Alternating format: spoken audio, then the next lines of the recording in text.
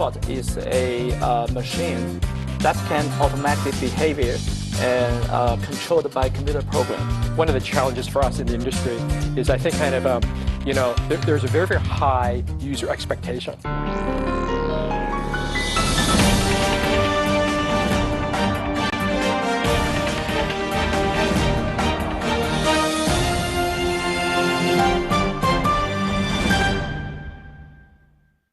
Hello, welcome to Crossover. I am your host now. Today, we are going to talk about ME. Now please welcome my co-host CE and Julian. Hey! Hey, great job! Great job! High Give me five five. now. Give me five. Oh, He's very confused now. awesome little robot kid, but yeah, no high fives. He did a great job, I thought. Oh, he did an awesome job. Yeah. Well, what else can you do aside from hosting? Is there any? Can you bust a move? Can you dance? I hope it will impress you. I got it. Oppan Gangnam Style. Gangnam Style. Oh Oppan Gangnam Style. This one I know. This one I know. Oppan Gangnam Style. no! You know what? Oppan Gangnam Style.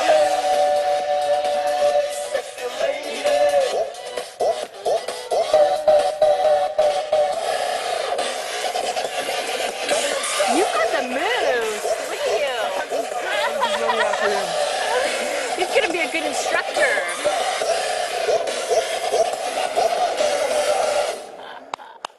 You know what? He may actually, Well, Sai substitute probably- dancers in the future too. It's not just us. I feel like Sai's probably going to be a little worried just after seeing this move.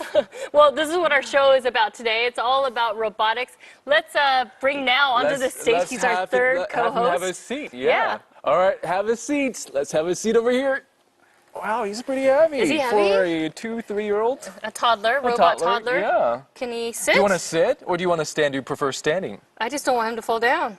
I think he's very All right, now, protective of himself. why don't right you now. join us in introducing our two guests today?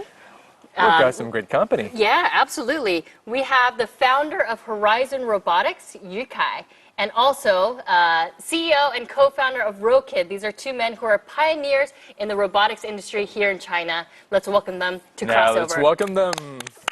Yu Kai, welcome to Crossover. Thank you. Nice to meet Hello, you. it's good having you. Thank you. Hello. Nice to meet you. Hi there, great to be Dan, on the show. welcome. Great to be on the show. Hi, Dan. Good to meet. Great meeting you. Please. Have a seat. Yeah. Have a Thank you. seat. And say hi to our little This new is friend, now. I new feel like host. it's our child or something, our robot child. You just got back from CES. Robots seems to be a very hot topic these days and obviously a very growing industry. Tell me, what did you see at CES? All these new technologies and new products coming to market. And certainly robotics is a big trend. When I was there last week, I saw a lot of different types of robots. There are robots that clean your grill. So if you're barbecuing, there's a robot you can put on the grill and it cleans your grill. There are lots of service robots. There's even a robot that actually folds your laundry called Laundroid. And in fact, it was, I think, under kind of development for a good 6-7 years to kind of get it right. So something easy for a person, actually Mates are very, getting very hard for expensive. robots. So I think kind of there are lots of kind of very, very creative, innovative new products coming to market. So kind of all sorts. And I think kind of what was interesting was the underlying trend was actually AI. So it's not just robots, but underlying trend of AI. Artificial intelligence. Yes, that's right. Yeah. Right. And that's part of what you're doing. So talking about that, I think in CES we also see not only in the area so-called robotics zone, but also you see in many other products you see actually the key element of robotics. Let's say autonomous driving. That's a huge topic, and it's a really big application of robotics. And also you see smart home, right? Right. Smart home, you can see all the sensors, can sense the environment or adjust like the air condition and to the best way, to fit in your life. So I think we see a lot of not only robots, but also I think the key technologies empowered by robotics and being used everywhere in many, many different products. They said this year's CES was kind of, in terms of attendance, the biggest one on record. 170,000 attendees. And a large So there's just- percentage of them were from China, I hear. It's true. Yes. Yeah, I think 1/4. That's what I heard. Could be. Yeah. Yeah. Why could is be. that? China is the biggest industrialized country, and China making a lot of electronic products, right? I mean, I think after cell phones, in terms of consumer electronic products, I think robots is one big category. Actually, people have a wild imagination about that. And today we're not going to talk about industrial robots because, of course, industrial robots have been used in a manufacturing setting for a long time. But today we really want to focus on these new, fun, consumer service type of robots. Now, Yukai, Dan, how would you define, what's the definition of a robot? I think in general, public, the traditional view is robots is kind of this little cute baby, look like human. But actually, if you check, let's say, the Cambridge Dictionary, the term robots, actually a robot is a machine that can automatically behave and controlled by computer program, right? I see. So it's Okay. not always like this way. Yeah. Yeah, I would say I would say there's no definition, right? I mean, especially if we're talking about kind of robots for the home. I think a lot of people have kind of these preconceived notions, maybe a lot from movies and science fiction, or what a robot in the home should be. But if you really think about it very deeply, it takes on many different forms. I would argue that actually there's no definition for what a Right. robot is. And I think later on you'll see kind of we're taking a very, very different angle to what a robot in the home could be. Exactly. and So much of our notions of Yeah. what robots come from these movies that we see, for example, iRobots, Terminator, and we actually have a clip of that. I remember when I was little. I mean, even when I was a little kid, I was watching a TV show called The Jetsons. Yeah. And in this family of the Jetsons, there was a maid who was a robot, and she would do all the household duties. For you, like. Yeah. That's very much what Yeah. you're doing into That's right right. now. So kind of the home, I think home is kind of the last domain, Right. Because robots have been around for a long time. Industrial robots, right? Lots of the things that we use today are actually made by robots. But I think you're right, Julie. I mean, for you and I, for people who are not in the robotics industry, we often have this perception of what a robot could be or should be because of media, Right. because of films. Like you said, Exactly. Terminator, iRobot. iRobot. Oh, well. Should we take a look? Let's take a look.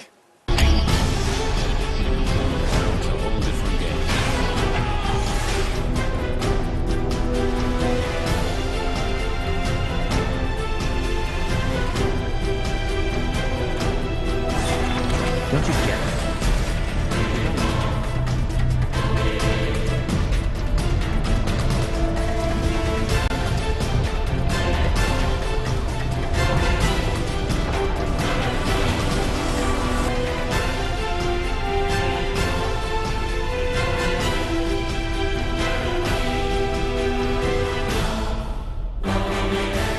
I mean, what we just saw in the video clip, that's fantasy. That's mostly computer generated, and it's animated. Right. But where does reality meet fantasy? Yukai. Right. I think when we talk about technology advance, certainly we have made a big progress, like voice recognition, computer vision.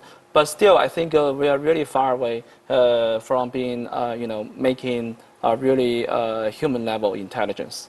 Right. So there's certainly science fiction. There's a hype, and there is a promise. There is a hope. So I think. From a engineer working in AI, I think we are a little bit more serious and cautious about when we make promise. I think one of the challenges for us in the industry is I think kind of, there's a very, very high user expectation that it's very hard to jump from that expectation to kind of the state of the art today. So even with all these advances, I think there's so many areas that's very hard to kind of overcome that expectation. So for example, everybody knows that, to a robot, you can't have a free ongoing conversation with it, right? It's not a human. But yet people still they understand that on one hand, but they still kind of expect it. They kind of expect you have kind of a robot there and you can say Seamless anything to it. conversation. And you know what? Is that That's just true not where now? the Is industry that is true? today. Right. And so the real challenge, I think, for us as a company trying to productize this, because no technology today Right. can allow you to have a free conversation, right? It's called the Turing test, right? Right. So you keep talking to something, and you can't distinguish between whether it's AI, machine intelligence, or whether it's a human. And I think we're still a long ways away from that. I have many friends who are constantly trying to test Siri. Okay, Yeah. let's see how many turns we could have. China, I mean, it's really just starting when it comes to robotics. Where did robotics start? I mean, you go to Japan, a place like Japan. Yes. And you're just boggled by everything that's Surrounded available by and everything things that that's are automated. Right. Right. So how would you trace like the development of robotics? Well, I think based on the current status of technology, it's very important to identify what's the vertical area, what's the vertical scenario where the current technology can, make the product and satisfy users' expectation, right? For example, if you want to make a robot which can, let's say, collect all the clothes and and put it into the washing machine, and then when the washing is done, then take out and make them in a good order, like folding them. That's very difficult. Let's take a look at where we are with robotics today.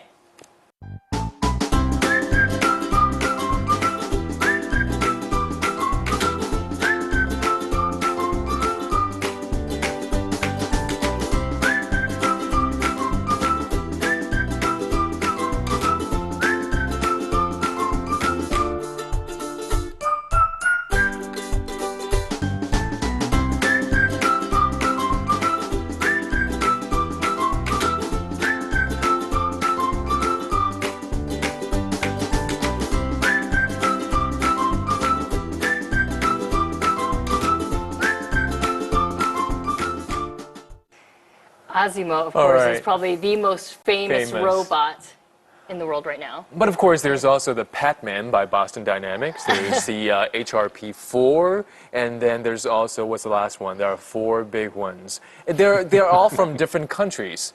And there seems to be an arms race going on amongst the different countries right now. How would you describe that dynamic?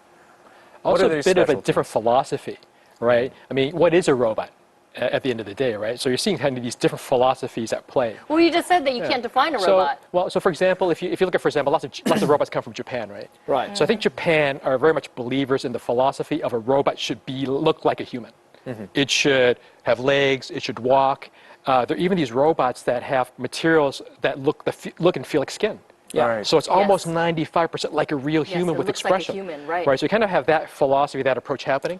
Right. You have places like, let's say, Germany, where Dr. Yu was, where it's much more mechanical, right? Germany probably more on the industrial side. Yeah. Okay. Then you have United States, which Making is much more robots. around kind of the software, right? Kind of the intelligence, the brains behind. So you kind of see these different approaches at robotics. And they're also backed by different institutions, too. I would believe in the U.S. is backed mostly by the military, whereas in Japan there's commercial and there's also institutional academic kind of research that funnels into these robot development. We've been talking about this rapidly growing area called robotics. It's been growing extremely quickly. When we come back, we're going to talk more about robotics and how the two of you got into this field in the first place. Please stay tuned. We'll be right back.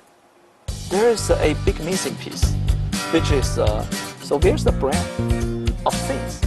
So I want to develop the brand of things. I don't necessarily want to talk to my wife. I just want to relax, right? So I don't want to have another. I have to kind You'd of rather talk to converse your with. robot. Well, not necessarily. 若琪，你爸爸是谁？一群有梦想的程序员、工程师，是他们造就了我。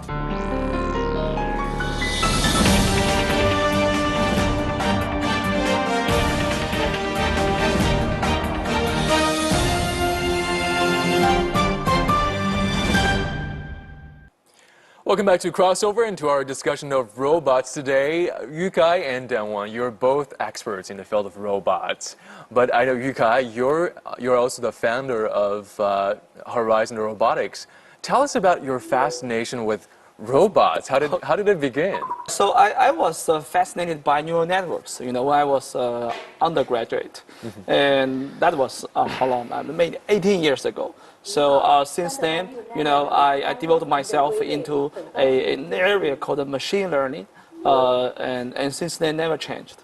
Today, I'm still working on that. I went to Munich. I got my PhD from University of Munich. And I stayed in Germany for 6 years. And then I moved to Silicon Valley. and I worked there for 6 years.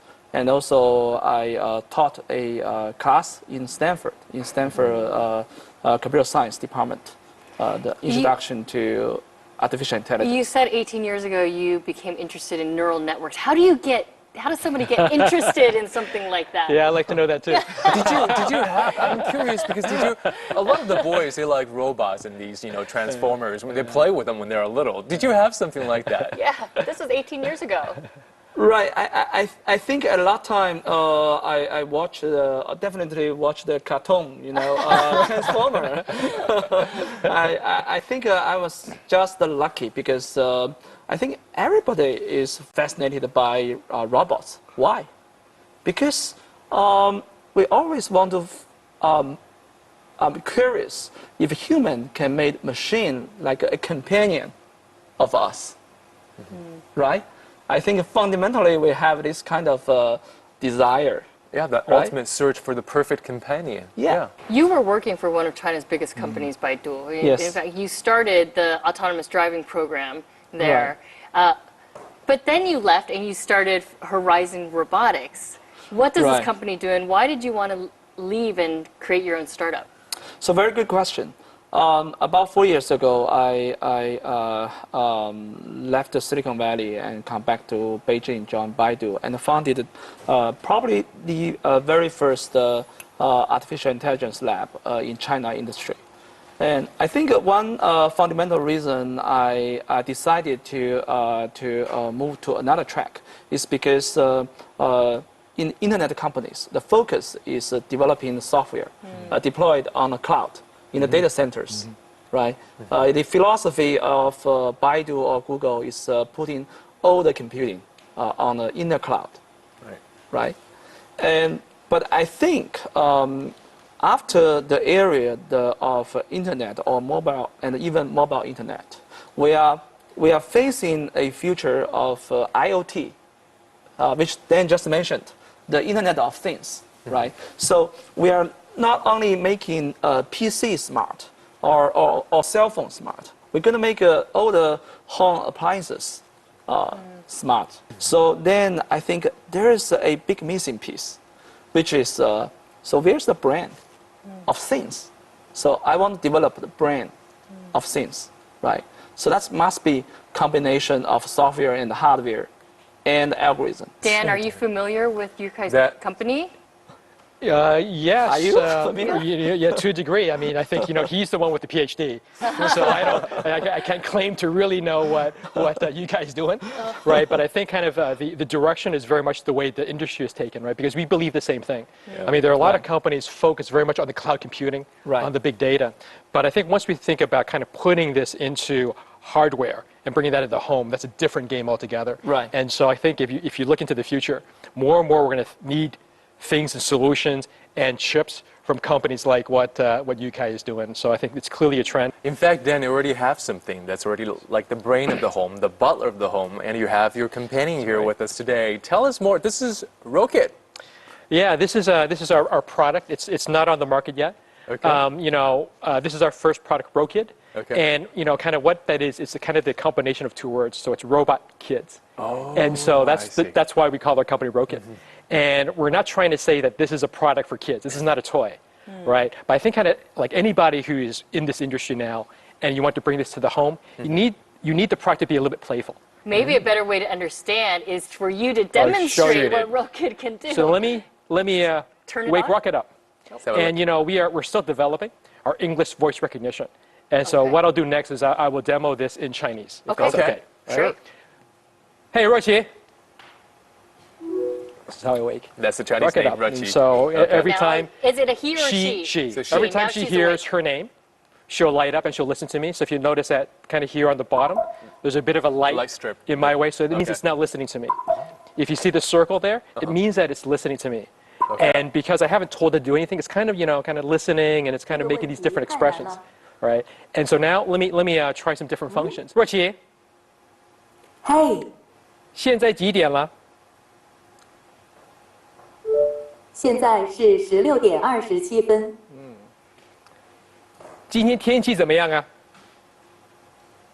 So you ask what the weather is like.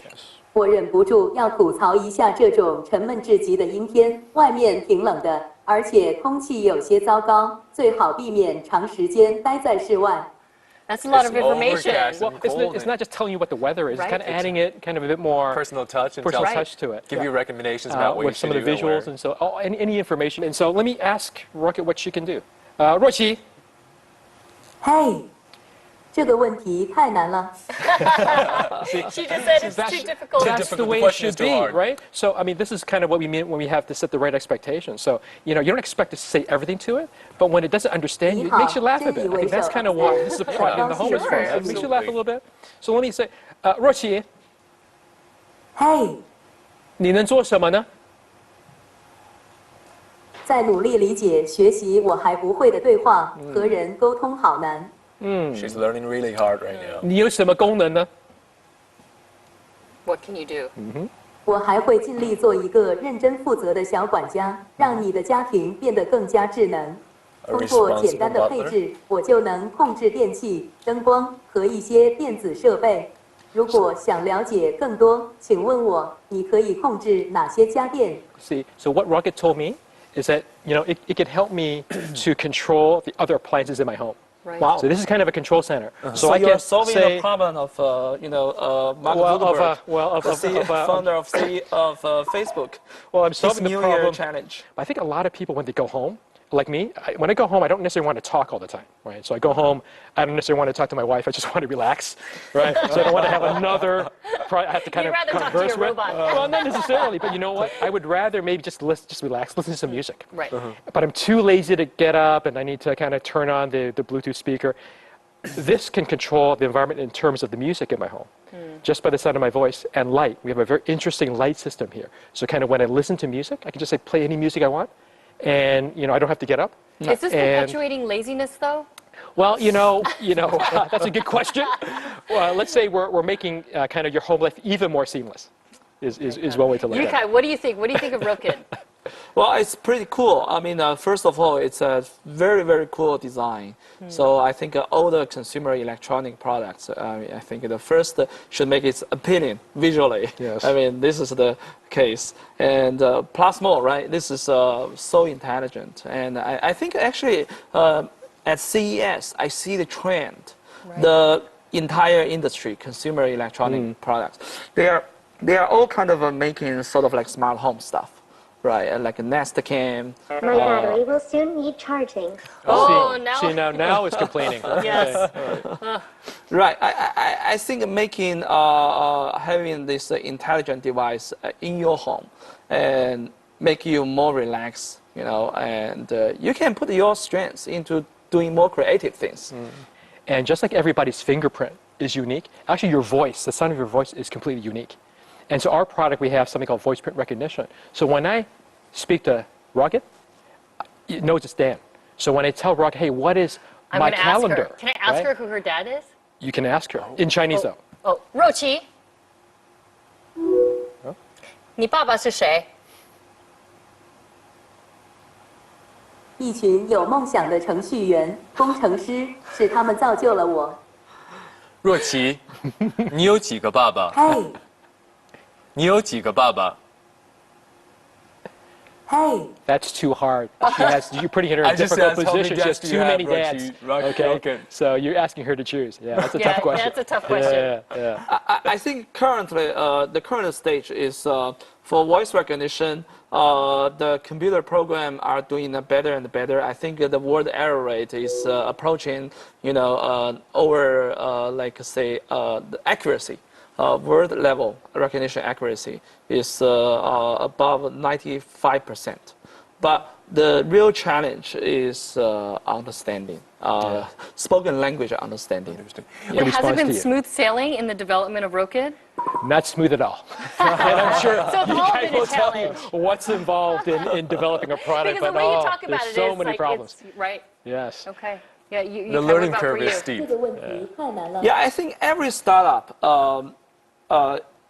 is built for creating something new, right? So if you say creating something new, that's actually including not only the technology, but also the product, but also the business model, sales channel, right? So everything. I think Rocket the product is very cool in my opinion. You guys have done great job. It's kind of like integrating all the technologies vertically and making a very good product. It's pretty much like a business model of Apple, right? Integrating all the technologies together, making end product. Right. I would love one in my house. Now, if Roku could get up and get me my my glass of wine in the evening, that would be even better. All right. When we come back, we're going to hear more about robotics in China. Please stay with us. We'll be right back. If you say Rocky model is like an Apple, and our model is probably more like an Android.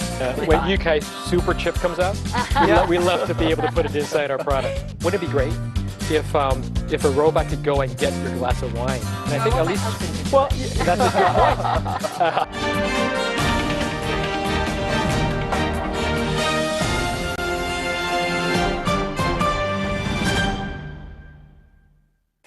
And welcome back to Crossover, where we're talking about robotics and also a little bit of artificial intelligence. You can't talk about robotics without talking about AI and these other fields like voice recognition. You know, there are three companies, biggest companies. One of them you used to work for, Baidu, Alibaba, and Tencent. These guys have invested heavily in startup companies related and addressing robotics. How are they creating innovation? And how does what they're doing differ from what startup companies like yourselves are doing? I think for startups like us, I think kind of we're more focused on how do we take the current technology and we put it together in a way that is a viable product for a consumer. It's something that a consumer can buy today, helps them with their life today, and they can then kind of use and then recommend to their friends. And so we're kind of taking a very different angle. So I think there is a difference between how the bigger giants look at this and what they're doing, which is a lot more broader, a lot more like a platform. And the smaller companies, just a much more focused approach in trying to productize these existing technologies. You were talking about, you know, how your company is more horizontally integrated, whereas yours is more vertically integrated. So Yukai, what's the focus of your company right now? So I think actually we are taking the business model, which is probably, if you say Rocky model is like an Apple, and our model is probably more like an Android. So making platforms, if you're talking compare, make an analogy to cell phone business. And I think for the IoT, smart home, and robotics, and we are making all the smart devices, can sense environment, can interact with people, can make decisions in an optimized way, right? So, so we are trying to build up platforms because I think if you look at the market after mobile phones, they are probably more fragile, more fragmented, right? So I believe there are certainly several kind of like different verticals, like for education, for fun, entertaining, VR stuff, and home appliances type of stuff, and the transportation. There are different verticals. So many companies like yours can then plug in, use that platform to create the product that somebody might when UK Super Chip comes out, we love to be able to put it inside our product. You know, Julian, earlier, actually at the start of the show, we joked that now someday may take over our jobs. Here in China, there are some hotel service robots that are taking over the functions of some people who work in hotels. Already, Let's take a today? Look. Yes. Yeah, let's take a look.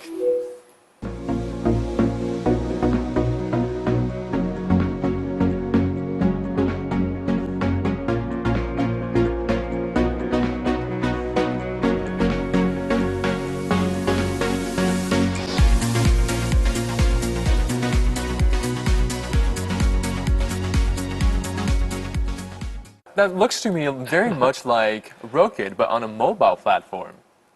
You know, there's always been this question, right? You know, should robots move? Does a robot have to move? And I think kind of we would take a different philosophy. And if you notice our product, the first version that we have, maybe in the future it will walk, it'll fly. But this current version, given kind of where state of technology is today, we decided not to move it. And I think earlier you said, you know, wouldn't it be great if a robot could go and get your glass of wine? But you know what? If you really think about that, is that something you really want?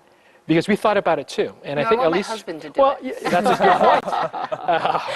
But you know, well, if you had one, right? That's the problem. But you know, if you think about it, you know, if this robot existed in your home, and you know, what I would worry about is that kind of the motion is not perfect yet, right?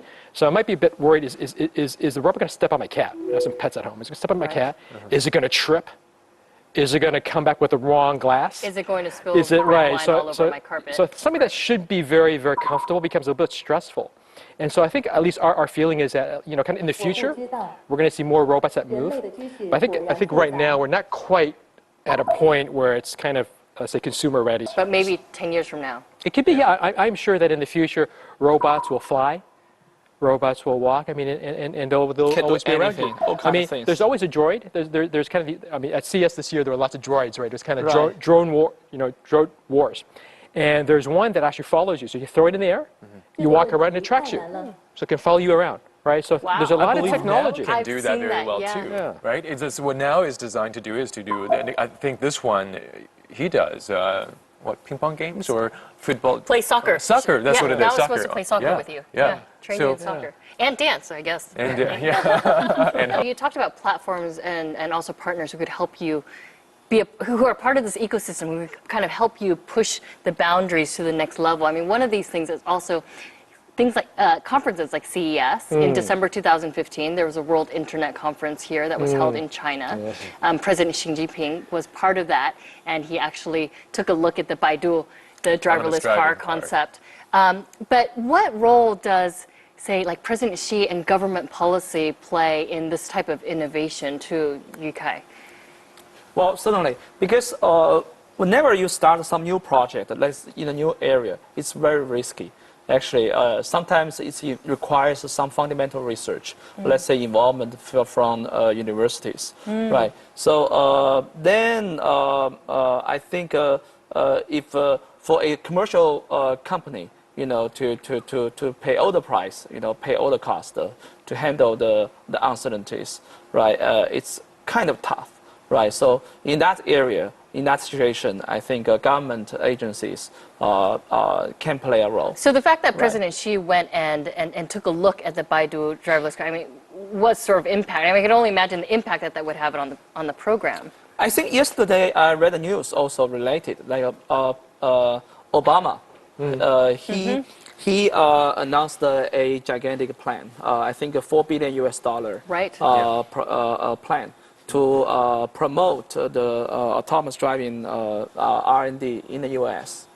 Right. So when the market is, let's say, 5 years, but the current technology is not that mature, right? And then this kind of a cooperation involving government, universities, and also big companies. Will accelerate the process. Keep pushing the research. Both your companies straddle China and the U.S. So what benefits and what disadvantages are there to being on both sides? One thing that's a strength for Chinese companies is manufacturing.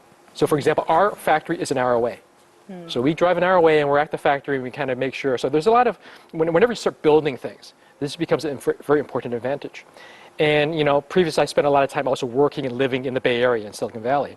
And if you talk to lots of companies in the Bay Area, and I think maybe you have the same experience, lots of companies in the Bay Area in Silicon Valley, they don't want to touch hardware.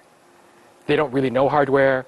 Lots of the VCs that invest in companies try to stay away from hardware because there are a lot of, it's a very different set of expertise. I heard they often ask this question to the, let's say, the startup who want to raise funding for hardware. So, hey, is this product can be done in China?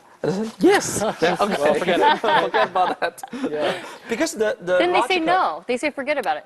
It's very simple because it's all about the pace of iteration for improving your product, right? But in Silicon Valley, if you want to do something change to improve the, let's say, PCB, they need to ship this to somewhere, I don't know, maybe Florida, and then 1 week later and send it back, right? And in China, let's say in Shenzhen, you just ride on your bicycle, to the corner, next block, and then get things done within 1 hour. Maybe we'll get you to say more after the break. All right, please stay with us. I'll be right back. Dan, can you fall in love with Rocket? Will you fall in love with Rocket? He probably is already. See, that's a trick question. 我能跟你结婚吗？这个问题太难了。 One day, human could falling in love with things. I certainly hope not.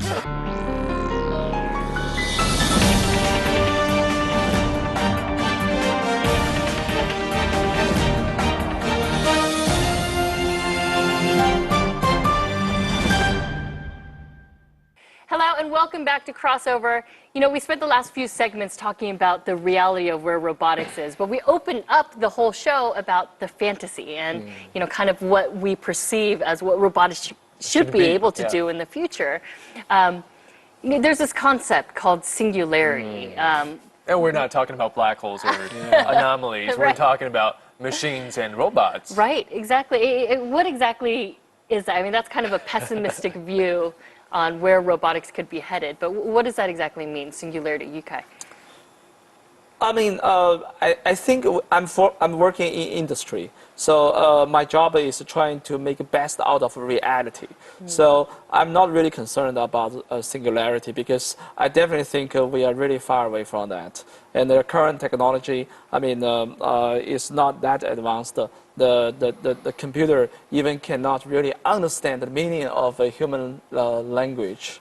Right. So, in a general sense. So you don't think machines can take over the world? So singularity is kind of an industry term, maybe that means basically Skynet. That AI and robots become so smart, they overtake human beings, and they actually then enslave humans. That's kind of what we see in the movies. That's basically singularity, and you know I would say that's kind of the dark side of the force. And I'm an optimist. I believe in the bright side because there's an equally strong argument that says, you know what? Given what AI can do today, it can solve lots of problems that are not solvable today. For example, things like medicine, right? You've heard of things like nanobots, right? That you can inject nanobots. I think lots of institutions are actually researching this. They can cure diseases that standard medicine cannot cure. And so I think kind of the positive potential of AI and robotics is huge.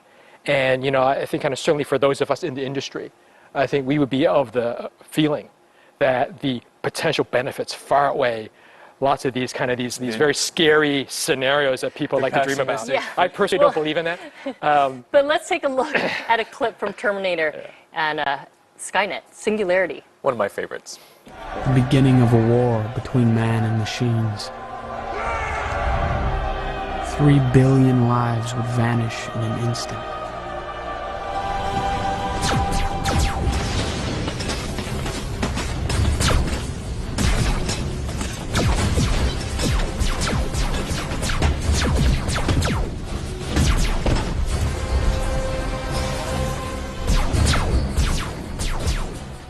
Dan, you may not think that we'll get to this, I guess, the state of singularity where machines will actually overtake humans and enslave them. But do you think machines can ever be smarter than humans? And so when you ask the question of who's smarter, I think the right way to answer that is it depends on what you're asking. I mean, there are going to be some ways where this new kind of machine intelligence is a lot better, and some areas where it's not.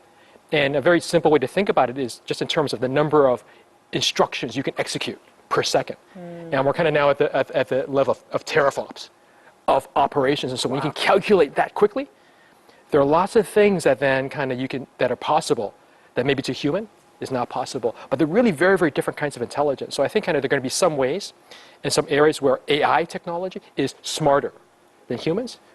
But I think humans will always be smarter in different ways. I think it's a different kind of intelligence. I certainly agree. I think human and machine, they are very strong in different aspects, right? For I think to the best of my knowledge, even today, we don't have any evidence that we can make a machine which are creative. I mean, creative means, invent something new. There is also a movie about a man who falls in love with his computer. It's called Her. Yeah, it's an amazing movie. Can a person fall in love with their robot, with their machine? Dan, can you fall in love with Rocket? Will you fall in love with Rocket? He probably is already. See, that's a trick question because I am the CEO of the company. So I must love my product, right? So I definitely love the product. But I also have a wife, and I love my wife too. So I think it's different kinds of love, if you know what I mean. So I love my wife in a different way than I love my product. But it's all unconditional love. Love should be equal. That's right. Shouldn't it? That's right. Right. I mean, but around the emotion, around that kind of love, the passionate love, can one day, Yukai, do you believe that someday, you've been doing machine learning for the longest time. Can machines learn love? There's one day I have a friend who made a very interesting point, and actually I'm starting to challenge my my thought. He said actually people likes ideal things, right? And a machine is man-made thing, right? It's man-made. You can make that in certain aspect, which is ideal. Right, like look like the celebrities. All the young girls are crazy about those celebrities. Why? But if you really, stay closer to their true life, you will find, hey, this is just another imperfect human being, right? You cannot that's crazy, love the celebrity star, right? But why those young girls? Like crazily, chasing. Let's say a star across different countries. I think they are made by the companies. Appears to be ideal. Right. So I think I don't know. Maybe one day, human could fall in love with things. I certainly hope not. But love is much more complicated than that, right? Complex. Complex. Love is bidirectional, right? And so kind of will a rocket love you back? Right. And I think she has something to say about that. She does? So she has something to say about that. So we can kind of see wake what her she up. has to say. Here, hold on. So let's get her back on. And so let's see what she This has is to the say. first step, Dan. There's no turning back here. Well, because we think kind of the future of AI products in the home. I think there needs to be a little bit of fun to it. And it's not just all about the function. And so that's why in the design of this product, we spent some time to kind of give it some fun. And so as part of that, we had to teach her a little bit about love. One day when men are talking about falling in love with their robots, I'm going to think about this conversation today. But she'll have something to say. Okay. 若琪，嘿，你爱我吗？真开心。 So she said, I'm very happy. You asked her, do you love me? She says, sideswiped me. 我能跟你结婚吗？这个问题太难了。你够了，即使我答应了，人类法律应该不允许你这么做，禽兽。 See? So you asked her, will you marry me? Yeah, And she said, She brushed me completely off. And so now, not only can I be rejected by humans, I can be rejected by robots. she knows how to play the game. Yeah, she knows does. how She's hard it is for sophisticated. humans to She's very get married. sophisticated. All right, Dan, Yuka, I want to thank both of you so much for coming here today and sharing with us this field of robotics. And I also want to thank Rokid and Now for being here. Thanks, Julian, for joining me here. Company. All right. It's great to be here. Thank you, guys. Appreciate it. And thanks to our viewers at home for tuning in with us today. We'll see you next weekend on Crossover. Bye for now. See you next time.